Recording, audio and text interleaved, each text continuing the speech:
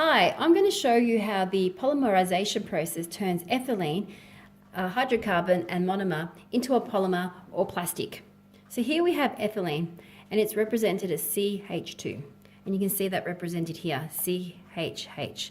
Again, another ethylene, CHH, ethylene, CHH, and so on.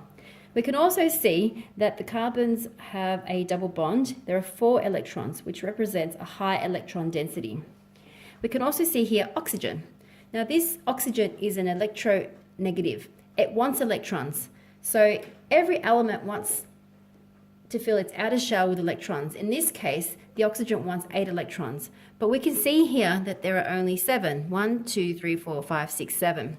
So it's going to actively seek to find the 8th electron. This oxygen is a radical. So then what it will do is it will actually attempt to take the electron from here. So if we look at this representation, now this oxygen has bonded with carbon because it took the electron from here, and now it's satisfied itself. It has the 8 that it wants here and it has the bond. So what we can actually say is that the bonds here are each represented by 2 electrons. So if we can take it that as meaning 2, 2, 2, and 2, we have 8 electrons. So this section is quite happy. However, we can see here that this carbon has a problem. It's now missing an electron. So if we look at this, it means it's got 2 here, 2 here, 2 here, 1 there, 2, 4, 6, 7. So this carbon will now actually become a radical as well and attempt to find the electron elsewhere. So if we have a look at this representation, it's now pulled the electron over here and it's going to try and take it from here. So it's now done that. Now these carbons are linked, but now we've lost an electron over here. So you can see a trend happening here. The pattern is that it will keep trying to pull the electron down the line, but link itself in the process. So we can have a quick, simple representation of that chain here.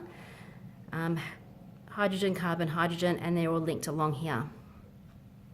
So if we then have a look at how that's expressed here, we can see that the oxygen was a radical and we had the ethylene, which had a double bond with the ethylene over here. But now we see here that we had a broken bond where it was a double bond, but now it's only singular.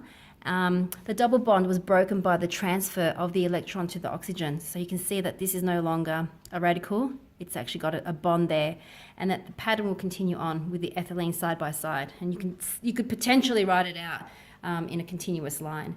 But basically, you can see the link of the ethylene side by side here. This is now a polymer because you have multiple monomers that have joined a link, and this polymer is called polyethylene, and that's the plastic. Thank you.